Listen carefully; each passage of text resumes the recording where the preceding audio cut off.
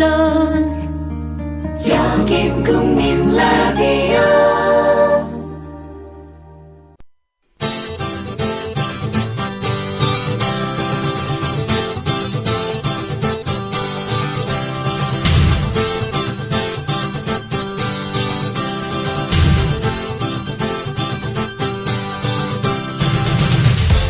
투박하지만 정직하다. 비평을 비평하는 남자 서영석. 그가 바라본 세상. 사설과 칼럼을 통해 오늘을 짚어본다. 서영석의 라디오 비평. 안녕하십니까, 서영석입니다. 윤일병 사망사건으로 군대 내에서 폭행, 폭력 문제가 불거지자 여론이 심상치 않게 돌아가고 있는 모양입니다. 박근혜 대통령 일벌백계 또 들고 나왔습니다. 물론 잘못이 있으면 벌을 해야 됩니다. 그러나 세월호 참사에서부터 이번 윤일병 사건에 이르기까지 쌓인 적폐를 고칠 책임 있는 사람은 바로 박근혜 대통령 그 자신입니다. 뭐든지 자기 자신에게 화살이 날아오는 것을 극도로 경계하는 박근혜 대통령. 자기만 빼면 누구든지 다 벌할 수 있다고 생각하는 모양입니다. 그런 모습을 보면 뭔가 큰 일이 터질 때마다 먼저 시민들에게 머리를 조아리면서 국민들로부터 받은 그 권력으로 국가를 통치하는 통치자로서 사과부터 했던 어떤 남자와 너무나 비교되는 것 같습니다. 때마침 정치권 사정 이야기 또 나오고 있습니다. 이 역시 마찬가지입니다. 정치인이라고 해서 비리에서 자유로울 수는 없고 그 비리가 발견되면 처벌하는 것 당연합니다. 하지만 왜 지금이냐? 왜 지금처럼 박근혜 대통령이 궁지에 몰려있을 때 정치권 사정 이야기가 나오느냐? 이 부분은 의문의 여지가 많습니다. 2008년 촛불전국으로 코너에 몰렸던 이명박 씨. 역시 마찬가지로 촛불전국이 사그라질 때쯤 정치권 사정이라는 칼을 이용해서 국민들의 시선을 돌린 적이 있습니다. 박근혜 대통령. 이명박 대통령 시절에는 야당 행세 그렇게 하더니 나쁜 이명박의 수법은 제일 먼저 배우는 것 같습니다. 예, 뭔가 자극적인 일이 있을 때 그 자극적인 일로 국민들의 시민들의 시선을 돌리는 거 그 좋지 않은 버릇입니다. 어쩌면 뉴스K의 클로징 멘트가 다시 떠오릅니다. 다시 노정면 앵커의 클로징 멘트였습니다만 제가 다시 한번 읽어드리겠습니다. 범행수법이 충격적인 살인사건들이 잇따라 터져나오고 있습니다. 28사단 살인사건, 포천살인사건, 김해 여고생 살인사건이 그렇습니다. 이 사건들이 보도가치에 대해 언론들은 얼마나 고민을 하는지 궁금합니다. 한국에서 발생하는 살인사건은 매년 1000건이 넘는다고 합니다. 살인은 중한 범죄지만 이것이 모두 기사가 될 수는 없습니다. 보도할 가치가 있는지 없는지 따져봐야 합니다.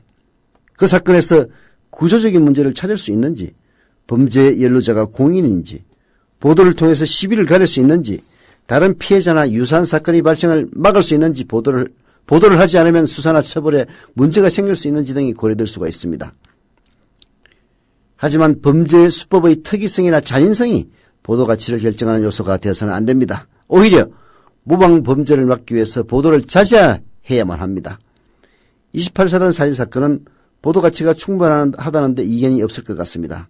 김해 여고생 살인사건은 일정 정도의 경각심을 부모와 어린 학생들에게 심어줄 수는 있지만 모방 범죄를 부추길 우려도 있기 때문에 범죄 수법은 보도하지 말아야 합니다. 포천 살인사건의 경우 지금까지 보도된 내용들을 보면 본능적인 호기심만 채워질 뿐입니다. 주변의 언론을 돌아보시기 바랍니다. 잔인한 살인사건으로 뉴스를 팔아먹는 장사꾼들이 절비합니다. 어제 뉴스K 노정면 앵커의 클로징 멘트입니다. 정말 그렇습니다. 잔인한 사건들, 그 잔인한 뉴스로 사람들이 말초적인 호기심을 만족시켜주면서 그 뉴스를 팔아먹는 장사꾼들, 더 큰 사기꾼 장사꾼들은 그러한 뉴스들로 정작 우리 사회의 적폐를 해결해야 될 그런 문제에 대해서는 시선을 돌리게 만드는 그런 권력 장사꾼들 더 큰 문제입니다. 라디오 비평 시작합니다. 함께하고 계신 방송은 정치평론가 서영석 미디어 협동조합 이사장이 진행하는 라디오 비평입니다. 지상철 조합원 신청 광고입니다. 강화대교 앞에서 개념 부부가 만드는 개념 곰탕 연지연 곰탕. 연지연이란 가마솥의 장작불로 온종일 고아내는 곰탕을 서로 나누어 이어지는 인연이란 뜻입니다. 연지연 곰탕이 민주주의를 열망하는 조합원 여러분과 국민의 건강을 책임지겠습니다. 곰탕 포장 판매는 한 팩 800g에 7,000원이며 7팩 이상은 무료 배송으로 드립니다.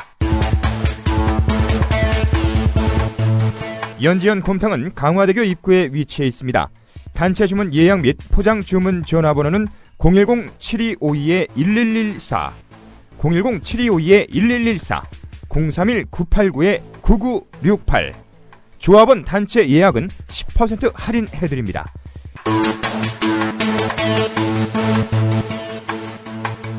포장 판매 금액의 10%는 국민TV 후원금으로 쓰입니다. 네. 윤일병 사건, 폭력, 군대 폭력 문제입니다. 그러나 여기에는 더 큰 문제가 있습니다. 성공회대 김동춘 교수가 누가 이들을 괴물로 만들었느냐는 한겨레 칼럼을 통해서 이 문제점을 지적합니다. 들어보시죠. 윤일병 사건이 온 나라에 충격과 슬픔을 주고 있다. 여당 대표는 가해자를 살인자로 지목하면서 호통을 쳤다 하고 일부 언론은 그의 질책을 아주 잘한 일인 양 부각시킨다. 살인죄를 적용해 가해자들에게 법적 최고형을 처벌하자는 얘기도 나온다. 그러나 내가 보기에는 모두가 본질을 회피한 채 쇼를 하는 것 같다. 그렇습니다. 여당 대표가 가해자를 살인자로 지목하면서 호통을 쳤다고 그걸 또 보도하는 걸 보고 진짜 기가 막혔습니다. 가해자를 살인자로 묘사하는 거 여러분들 어딘가에 데자뷰를 느끼지 않으십니까? 세월호 선장을 살인자라고 호통을 쳤던 박근혜 대통령 말입니다. 구타를 근절하자라는 구호는 김동춘 교수가 군대 생활을 하던 30년 전에도 언제나 귀 따갑도록 듣던 말이었다고 합니다. 물론 저도 마찬가지입니다. 전 78년도부터 80년까지 3년 동안 군대 생활을 했는데 그때도 여전히 구타근절, 구호, 그리고 소원수리 이런 이야기 난무했습니다. 구타근절 그 표가 붙어있는 내후관 옆에서 나는 여러 번 구타를 당하는 굴욕을 체험했다라고 김동준 교수 얘기합니다. 정부 수립 이후 지금까지 군내 구타는 한국군에서 거의 밥 먹는 일과 맞먹을 정도로 일상이었습니다. 물론 과거에는 이번의 경우와 달리 잔혹성과 야만성은 덜했고 가끔씩 옆에서 말리는 고참도 있었고 구타 이후에 위로받는 일도 있었습니다. 그러나 메커니즘은 변하지 않았습니다. 저는 이등병 시절에 밤에 빤스바람으로 집합시키는 게 제일 괴로웠습니다. 왜 괴로우냐? 여름에 집합시키면요. 모기가 아주 쥐어뜯는데 죽겠습니다. 차라리 패는 게 낫지. 대체로 지휘관인 장교들은 이런 일이 일어나는 것을 짐작하면서도 모른 체 합니다. 이들은 부대가 잘 돌아가기 위해서는 군기를 잡아야 한다고 생각하기 때문에 선임병들이 벌이는 그런 일탈적 행동을 묵인하거나 심지어 격려까지 합니다. 피해 군인들은 소원 수리를 통해서 그것을 고발해도 동료나 고참들에게 완전히 따돌림을 당해 고통만 더 심해질 것을 너무나 잘 알기 때문에 누구에게도 말하지 않습니다. 소원 수리는 사실 제대할 때 해야 되는데요.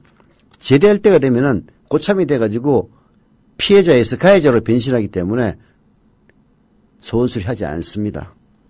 그래서 군내 구타 폭력은 그야말로 대물림을 하는 겁니다. 언로가 완전히 막힌 폐쇄적이고 전체주의적인 사회에서 그 어떤 비인간적인 일들도 아무 일 없었던 것처럼 지나가고 대한민국 남자들은 바로 그런 조직 속에서 훈련받은 뒤 사회에 나와서도 권력에 순응하는 비굴한 시민이 되는 겁니다. 이명박 정부의 전투형 부대 육성 정책으로 군은 완전히 과거로 되돌아갔다. 1950년대식 반공, 반북주의 정치교육이 버젓이 행해졌고 자유로운 분위기와 자기 표현에 익숙한 지금 청년들로서는 견디기 어려운 상명하복의 규율이 강요됐다. 경쟁과 스트레스에 주눅들어 있고 공감 능력이 매우 약한 지금 청년들은 이 꽉 막힌 조직에서 점차 괴물로 변해갔다. 이념과 철학이 없는 군대, 애국은 오직 구호뿐이고 실제로는 출세에만 관심 있는 장교들이 지휘하는 부대에서 질서를 유지하기 위해서는 폭력 외의 수단이 없다. 내용보다 형식만 중시되는 군대, 돈 있고 힘센 사람들의 자식은 요령껏 모두 빠지는 이런 군에서 충실하게 복무할 이유를 알지 못하는 사병들에게 폭력 외에 무슨 언어가 먹힐 수 있을까? 물론 이번에 윤일병 사건에서 나타난 가해 군인들의 정신질환적 행위나 잔혹성에 대해서는 별도의 조사가 필요하다. 겉으로 보건대 과거의 구타가 고참병에 의한 일방폭력이었다면 이번의 경우는 동료들의 과도 수능에 의한 집단폭력의 성격이 강하고 잔혹행위에 대해 집단 내의 자제력과 견제력이 상실된 도덕 진공 혹은 해체, 즉 인간사회의 기본인 차마 그렇게 못하는 마음이 완전히 사라진 병리사회의 지옥과 같은 풍경을 보여주고 있다. 이것은 과거 베트남 전쟁 말기 미군들이 동료들에게 일본군이나 한국군이 민간인을 학살할 때 보여준 모습과 유사하다. 이 모두가 이념 없는 전쟁 혹은 비인간적 군 조직하에서 인간성을 부인당한 사병들이 상관 대신 약자인 동료와 민간인에게 복수하는 것이다. 김동준 교수의 통찰력은 바로 이런 점에서 드러납니다. 극도의 스트레스에 사로잡힌 병사들이 강자에게는 굴종하고 굴복하면서 약자인 하급자에게 화풀이하는 현실, 이런 조직을 만든 사람들은 그들이 아닙니다. 따라서 그 폭력의 피해자나 폭력을 하는 가해자나 결국 모두가 희생자인 겁니다. 이런 군대에 가지 않았다면 그들 괴물이 되지 않았을 겁니다. 사실 이런 비인간성과 잔혹성은 군대에만 있는 게 아닙니다. 돈 없는 약자들이 살아가는 모든 현장에서 다른 방식으로 매일 진행되고 있습니다. 회사에서는 그렇지 않습니까? 과거에는 폭력이 사회의 주요 규율 수단이었다면 지금 사회는 오직 돈만이 인간관계의 유일한 매체라는 점이 다릅니다. 폭력, 그리고 돈, 이것은 동전의 양면이고 국민을 정신적으로 이끌 능력이 없는 한국의 권력자들과 군이 이 폭력과 돈에 의존해 왔던 것도 부인할 수 없는 현실입니다.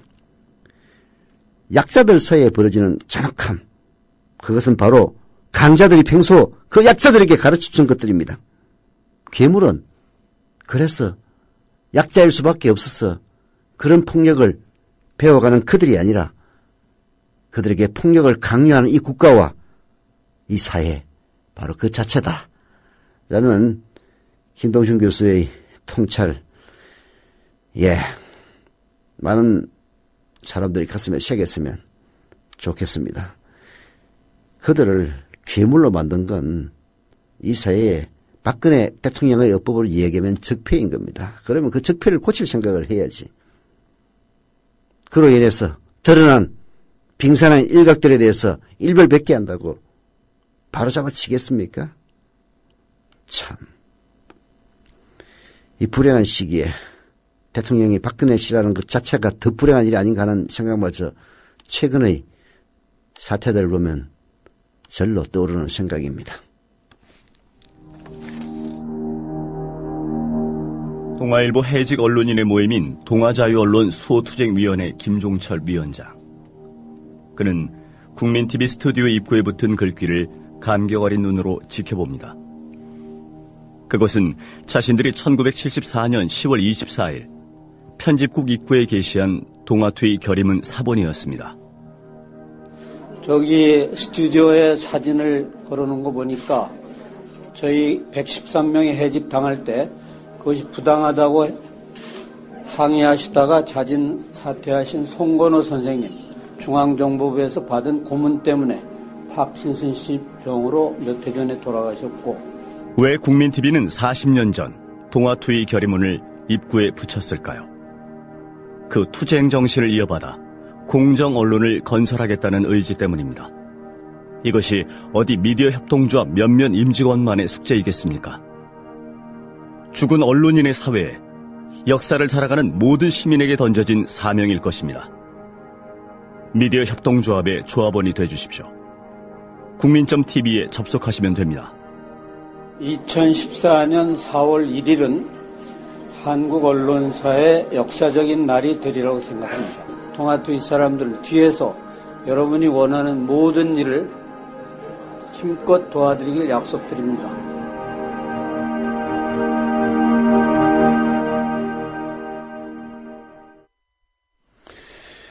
네, 새벽에 가입하신 분들, 조합원으로 가입하신 분들은 새벽에 해서 그런지 출자금 납입을 아직 안 하고 계신데요. 소강호님, 앙대여님, 타이탄님, 보경123님, 조합원 가입 감사드리고요. 출자금 납입을 통해서 진짜 조합원으로 거듭나시기를 부탁드리겠습니다. 그리고 서울 강서구 내발산동의 당당한 노동방님, 그 다음에 아나초이님, 그리고 전라남도 무안군 운남면의 승빈맘님, 역시 조합원 가입 감사드리고요. 출자금 납입 부탁을 드리겠습니다. 더불어 지난 시간에 출자금 납입과 동시에 가입과 동시에 출자금 납입까지 하신 쫑기리님, 무지목매스님 감사드립니다. 한겨레신문 사설도 하나 더 소개해드리겠습니다. 일벌백계 얘기 때문에 나온 건데요. 아니, 가만히 있다가 여론이 들끓으면 일벌백계 한답니다. 일벌백계를 당해야 될 사람이 그런 이야기를 하니까 문제인 거죠. 세월호 참사에서도 드러나듯이 이 정권의 무능함이 결국은 죽지 않아도 될 생떼 같은 어린 아이들을 죽음으로 몰아넣지 않았습니까? 그 책임을 져야 될 그 인간들이 더 큰 소리로 일벌백계 살인자 운운하는 것들 보면은 참 기가 막히는 겁니다. 군대에서는 100마디 말보다 행동으로 보여줘라 라고 한겨레신문이 사설로 비판하고 있는데요. 아마 국민들의 마음도 그렇지 않을까 생각합니다. 육군 28사단 유나무계 일병 집단 폭행 사망 사건에 대한 국민의 분노가 번져나가고 입영 거부 움직임까지 나올 정도로 비난 여론이 들끓자 정부가 적극 대응하는 모양새를 취하고 있다. 그러나 일단 급한 불부터 끄자며 뒤늦게 허겁지겁 마구잡이로 대응을 한다는 느낌을 지울 수 없다. 이래서는 또 소 잃고 외양간 무너지는 결과만 나올 뿐이다. 박근혜 대통령은 5일 모든 가해자와 방조자들을 철저하게 조사해 잘못 있는 사람들을 일벌 100개로 다스리라고 말했다. 또 앞으로 이런 일이 있으면 어떤 책임을 져야 한다는 것을 확실히 보여주는 차원에서도 일벌 100개로 책임을 물어야 한다고 말했다. 그러나 박 대통령의 말에서 진정성을 느끼기는 힘들다. 일벌 100개라는 판에 박은 말을 반복하는 것은 상황을 그만큼 구태의연하게 보고 있음을 방증한다. 이런 식으로의 대응은 끔찍한 군대폭력 사건의 재발을 막을 수 없음은 물론이다. 진정성을 느끼기 힘들다는 게 문제입니다. 뭔 사고가 나가지고 모르는 척하고 있다가 나중에 보고를 통해서 알았다는 등 텔레비를 통해서 알았다는 등 이러다가 여론이 심상치 않게 돌아가면은 자기 빼고 나머지를 다 작사를 내는 일벌백계론을 상습적으로 내뱉습니다. 그러니 그 말에 무슨 진정성을 느끼겠습니까? 그따위 일벌백계론으로 군대 폭력이 근절될 수 있었다면 100년 전에 근절됐을 겁니다. 아까 김동춘 교수도 지적했습니다마는 지금 군의 폭력 문제 더 문제가 커진 것은 군의 폐쇄성이 더욱더 강화된 이명박 정부 때부터입니다. 군에서 왜 폐쇄성을 강화시켰겠습니까?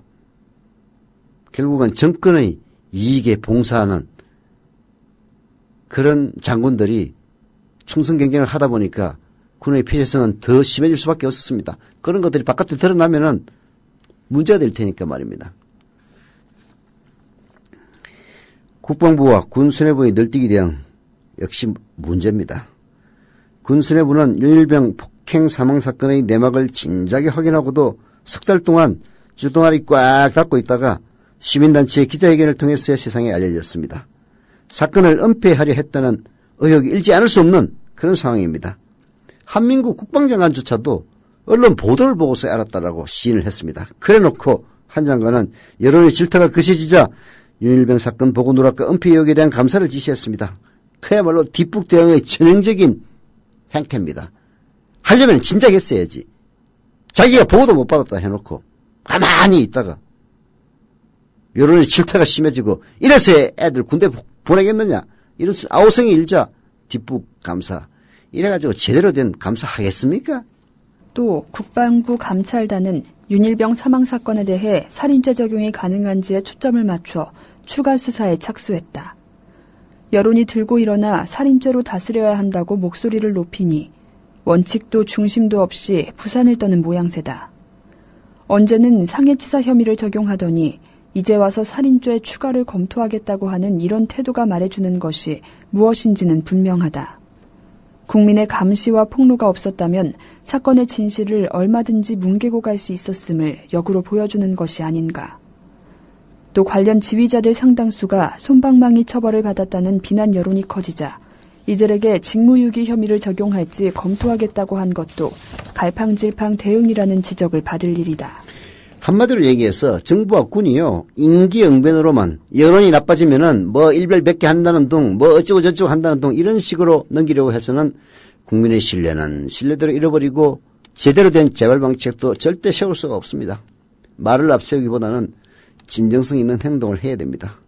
육군참모총장 한 사람 불러난다고 문제가 풀립니까? 이런 문제가 생기면은 세월호 참사 때도 마찬가지고 윤일병 사건도 역시 마찬가지입니다. 이 사건을 진지하게 그 원인을 파헤쳐서 일단 진단부터 제대로 해야 그 다음에 그 처방이 나올 것 아닙니까? 진단을 제대로 하면은 피볼 인간들이 그걸 절대적으로 막고 있고 심지어는 이 정권이나 박근혜 대통령마저 자기가 피해를 본다고 생각하기 때문에 진상규명을 방해하는 겁니다. 진상이 제대로 드러나지 않는데 어떻게 재발이 방지가 되겠습니까? 대한민국의 적폐 바로 그겁니다. 사는 게 아니에요. 하루하루가 지옥이고 못 지켜줘서 너무 미안하고 뱃속에다 10달을 가지고 있다 낳은 내 새끼라고요. 어떻게 내 새끼를 데려갈 수 있냐고요. 안전한 세상을 만드는데 너와 내가 따로 없습니다. 그 작은 노력, 바로 세월호 특별법 제정입니다. 겹겹이 가려진 세월호 사건의 진실, 그 환부가 드러나야 수술할 수 있습니다. 수사권이 부여된 세월호 특별법이어야만 합니다. 지금 사인.세월호416.org에 접속하셔서 서명해 주시기 바랍니다. 다시는 이런 비극이 없는 세상을 만드는 힘, 그 힘을 사인.세월호416.org에서 함께 모아봅시다. 네. 게시판에서 마침내님이 두려움을 용기로 바꾸자면서 항구자 정지하신다고 올려주시네요. 감사드립니다. 모후님은 자동이체로 8월 1일부 월회비, 월조합비 냈는데 어디서 확인 가능하냐라고 질문하셨는데요. 통장에서 빠져나갔으면 뭐 맞겠죠. 그러나 굳이 확인하고 싶다면은 미대노조합 사무국에 전화하셔서 자기 자신의 조합원 성함 알려주시면은 아마 확인 가능하지 않을까 생각이 듭니다. 그리고 스토리텔링님은 조상국장의 미의를 받고 군포 조합원님의 출자금 환급금을 저라도 채워야겠다는 생각으로 10구자를 정자했다고 합니다. 스토리텔링님 감사드립니다. 우리 모두 조금씩 힘을 보태고 모아서 대업을 이룹시다 라고 써주셨네요. 대업을 이룹시다. 이거 어디 메일에 나왔던 이야기인데. 예. 그리고 광주 북구 삼각동의 환한님 조금까지 감사드립니다. 그리고 개혈튼 죽서발님도 지난 시간에 조합원 가입하셨는데요. 감사드리겠습니다. 아주 닉네임이 특이합니다. 개혈튼 죽서발. 여하튼 감사드립니다. 예, 어제죠. 노무현 대통령의 장남 노건호 씨가 노무현 전 대통령과 유병헌이 삼계탕을 함께 먹고 있는 사진이다. 라면 사실은 유병헌이 아니고 청와대 보좌관이었던 모십니다. 조금 이따 그 실명 나올 건데요. 이 사진을 유포한 사람을 명예훼손으로 아마 고소했을 겁니다. 근데 IMPT는 이 사진을 분석한 결과 노무현 대통령과 유병헌의 식사가 아니라 노무현 대통령과 청와대 보좌관의 식사라는 사실, 유포자는 이미 알고 있었으면서도 허위사실을 유포했을 가능성이 있다라고 지적하고 나섰습니다. IMPT의 분석 들어보시죠. 노무현 전 대통령의 장남 노건호 씨가 온라인에서 유포되고 있던 노 전 대통령과 유병헌 전 세무그룹이 삼계탕을 먹고 있는 허위 사진을 인터넷에 게재한 네티즌을 창원지검에 고소했습니다. 일베를 중심으로 퍼진 이 사진 속 주인공은 노무현 전 대통령과 유병헌이 아니라 2004년 제3차 참여정부 국정토론회를 마치고 정부 중앙청사 구내식당에서 삼계탕을 먹고 있는 조윤재 경제보좌관이었습니다. 네, 조모 씨가 조윤재 경제보좌관이었습니다. 온라인에서 급속도로 퍼진 이 사진, 세월호 참사의 주범으로 유병헌을 지목하며 여론을 호도하고 있던 박근혜 정부에게는 호재였을 겁니다. 많은 네티즌들이 사실 검증 없이 노무현 대통령과 유병헌의 유착관계를 거론하면서 박근혜 대통령으로 향했던 칼날을 노무현 대통령으로 돌리기도 했습니다. 중요한 포인트는요, 이 사진을 처음 유포하면서 왜곡했던 사람, 이 사진 속의 주인공이 유병헌이 아니라는 사실을 알고 있다는 점입니다. 온라인에 떠도는 사진, 노무현 대통령과 조윤재 보좌관을 유병헌이라고 하면서 그 삼계탕을 같이 먹고 있는 사진 오른쪽 하단을 보면요, 노무현 재단에 사람 사는 세상이라고 하는 워터마크가 찍혀 있습니다. 즉, 이 사진을 처음 퍼온 곳이 바로 노무현 재단이었다는 사실을 알려줍니다. 노무현 재단의 사료관에 있던 이 사진에는요, 날짜와 그 사진을 찍은 사람, 그리고 거기에 찍힌 사람, 노무현 대통령과 조윤재 청와대 경제보좌관, 이런 이름, 장소 설명이 정확하게 기재되어 있습니다. 이 사진을 퍼오는 사람은 분명 사진 속 인물이 노무현 대통령과 조윤재 경제보좌관이라는 사실을 알았을 것이 분명합니다. 사진 속 인물이 유병헌이 아니라는 사실을 알고도 오대영 사건의 살인마 유병헌 그리고 같이 삼계탕 먹는 노무현이라고 표현하는 일 자체가 노무현 전 대통령을 세월호 참사의 원흉으로 만들겠다는 전형적인 왜곡이었습니다. 왜 지금에서야 늦게 고소했는지 더 안타까울 따름입니다. 진작에 고소했어야 될 일입니다. 유병헌과 삼계탕을 먹는 노무현이라는 사진 밑에는 항상 세모그룹과 참여정부의 유착을 제기하는 글들이 있었습니다. 일베 등에서 유포됐던 유병헌 세모그룹과 노무현 대통령의 유착관계 의혹은 크게 세 가지입니다. 첫 번째, 인천 제주 노선 독점권. 두 번째, 세모그룹 채무탕감. 세 번째, 골프채 로비. 이들이 주장하는 의혹이 과연 합당한지 알아보도록 하겠습니다. 가장 먼저 제기됐던 인천 제주의 노선 독점권 시작은 세무회원이 해수부로부터 면허를 받은 시기부터 따져봐야 됩니다. 세무회원이 면허를 받은 연도는 1991년입니다. 김대중 대통령이 취임하기도 전입니다. 당시 해수부는 세무회원이 인천 제주 면허를 받고도 선박을 확보하지 못하는 상황에서도 계속 면허 연장을 해줬습니다. 김영삼 정부 때 일입니다. 1999년 세무회원 면허가 청해진으로 넘어갈 당시에 노무현 대통령은 해수부 장관 아니었습니다. 결국은 노무현 대통령이 인천 제주 독점 노선권에 관여했다는 말은 전혀 사실과 다른 이야기죠. 두 번째로 세모그룹 특혜 논란이 있습니다. 주 세모가 법정 관리를 통해 1115억 원의 채무를 탕감받았다고 하는 부분인데 이것은 재벌들이 악용하는 법정 관리라는 법의 허점이지 참여정부와 그다지 연관성은 없습니다. 새누리당 조원진 의원은 세월호 국조특위에서 참여정부와 세모그룹의 법정관리 정경유착 의혹을 제기하며 조사를 해야 한다고 주장했습니다. 물론 그렇습니다. 잘못이 있으면 조사를 해야죠. 세모그룹뿐만 아니라 그동안 법정관리를 악용했던 웅진홀딩스, 동양정권, 삼부토건 등 재벌 오너들이 법정관리를 악용한 사례를 검찰 조사해야 합니다. 법정관리에 들어갔던 세모를 유병헌과 연관된 세물이라고 하는 회사가 인수한 시점이 2008년입니다. 상식적으로 레임덕이 시작된 정권이 2008년에 기업을 인수할 수 있도록 해준다는 것 불가능합니다. 시기만 봐도 억측에 불과합니다. 유병헌이 고가의 골프채를 돌렸다는 의혹은 단순한 검찰의 카드라 수사에 불과합니다. 진짜 유병헌과 정계 로비를 수사하려면 일단 전두환부터 불려서 조사를 시작해야 됩니다. 유병헌이 1985년 한강 유람선 운영권을 따낸 데에는 전두환의 동생 정경환이 큰 역할을 했다는 수사 기록 지금도 있을 정도입니다.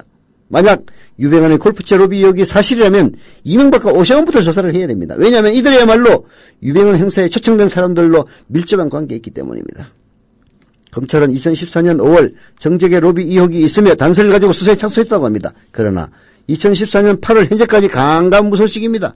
하루빨리 검찰이 유병헌 행사에 초청된 이명박, 오세훈, 전두환, 정경환 등을 소환해 조사할 것을 촉구합니다. 일베 등의 사이트에서는 유병헌과 노무현 전 대통령이 식사를 했다는 말도 안 되는 자료를 가지고 세월호 참사의 주범을 노무현 전 대통령으로 몰고 갔습니다. 그러나 진짜 주범은 따로 있었습니다. 세월호 참사의 원인을 찾아 거슬러 올라가면 가장 먼저 2009년 이명박 정권이 만든 규제 완화를 들 수 있습니다.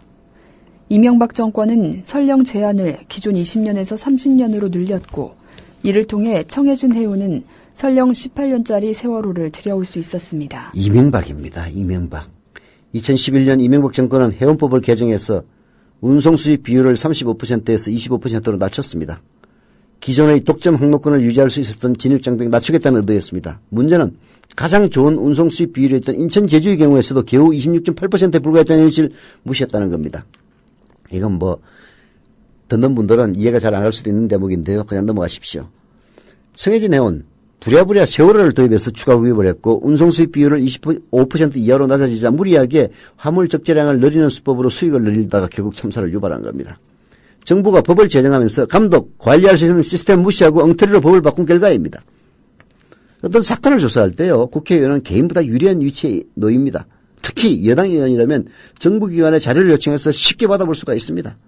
조원진 의원, 그런 능력을 갖춘 여당 의원입니다. 하지만 일베에서 떠다니는 사진만 보고 전 전 대통령이 해수부 장관 때 유병헌이하고 밥 먹은 사진 나왔어요. 확인해 보셨습니까 장관님? 이라는 어처구니 없는 발언을 세월호 국조특위에서 했습니다. 노무현 재단 워터마크가 있으니까 홈페이지에 들어가서 확인만 했어도 이런 발언을 하지 않았을 겁니다. 하지만 조원진 의원은 태연히 일베 사진을 가지고 법무부 장관 다그칩니다. 조원진 의원이 몰라서 그랬다면 국회의원 자질이 없는 인간이고 알았다면 국회의원 면책특권을 이용해서 사실이 아닌 허위사실로 정치공세를 펼친 것에 불과합니다. 어떤 사건에 대해서 다양한 생각을 물론 말할 수는 있습니다. 그러나 진실을 보고도 거짓을 계속 말하거나 하지도 않은 말을 했다고 하는 이유는 두 가지입니다. 무식하거나 고의성이 있거나. 노무현 대통령의 아들 노건혜 씨가 이번에 창원지검에 고소한 이 사건을 계기로 거짓과 왜곡이 강력한 법의 심판을 받아서 다시는 이런 일이 일어나지 않도록 했으면 하는 마음입니다. IMPT의 글 소개해드렸습니다. 여보, 국민TV 조합비 이제 낼 때가 됐다고 하는구만요. 오, 그래요. 그 국민TV도 개국하고 그 뉴스K도 하던지. 달달이 11,000원 내는 거 맞죠? 11,000원만 내지 말고 좀 더 혀. 이 새싹이 돋아날 때는 물을 충분히 줘야 하는겨. 아이, 군기 인터넷으로 하려니까 보통 어려워서 뭔. 공정 언론을 꿈꾸는 미디어 협동조합 조합원이 해야 할 일. 조합비 납입입니다. 매달 고정 납입 어려우신가요? 월요일부터 금요일까지 아침 9시부터 저녁 6시까지 서울 전화 3144-0933 3144-7737로 전화하세요. 사무국 요원들이 친절하게 안내해드리겠습니다. 서울 전화 3144-0933 또는 3144-7737. 여기는 진짜 언론, 미디어 협동조합입니다.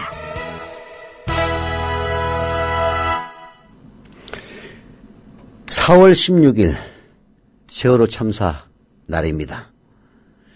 문제는 박근혜 대통령에게 처음 서면 보고를 했던 오전 10시부터 대통령이 중앙재해대책본부 방문을 한 오후 5시까지 7시간 동안 대통령의 행적이 묘연하다는 데 있습니다. 김기춘 청와대 비서실장은요, 국회 운영위원회 업무보고에 출석해서 뭐라고 얘기했는지 아십니까? 그 7시간 동안 박근혜 대통령 행적에 대해서 모른다고 대답했습니다. 청와대 비서실장이 일거시간 이후도 아닌 일거시간 도중에 대통령이 아침 10시부터 저녁 5시까지 7시간 동안의 행적에 대해서 모른다고 답변한 겁니다. 일본의 한 극우 신문은요, 그 사이에 무슨 일이 있었는지 아주 그야말로 드라마를 썼더라고요. 드라마를. 참 나라 망신입니다. 나라 망신. 정윤회 이름까지 나오더라고요. 아니 도대체 무슨 얘기를 하자는 겁니까? 박근혜 대통령이 그때 오후 5시에 중대본에 방문해서 한 질문 여러분 기억하십니까? 아니 학생들이 구명조끼를 입었다는데 그들을 발견하기가 하거나 구조하기가 그렇게 힘듭니까? 쉽게 얘기해서 세월호 사정에 대해서 깜깜무소식이었다는 이야기입니다. 선실에 갇혀가지고 구명조끼를 입었기 때문에 오히려 빠져나올 수 없는 그런 상황에서 학생들이 구명조끼를 입었다는데 그렇게도 구하기가 힘듭니까? 이런 얘기를 내뱉었던 박근혜 대통령 7시간 동안 무슨 보고를 24차례 유선으로 받았다고 그러는데 세상이 어떻게 돌아가는지 전혀 몰랐던 겁니다. 그래서 김기춘과 대통령의 동선을 관리하는 정호성 청와대 부속 1실장 국정조사 청문회에 나오라고 했던 건데 그럼에도 불구하고 대통령의 사생활이라고 차단막을 치지 않았습니까? 일본의 우익신문까지 7시간의 행적이 대통령의 은밀한 사생활로 부풀려져 망신을 당하고 있는 것도 청와대가 자초한 일입니다. 예, 라디오 비평 오늘 순서 여기서 마치겠습니다.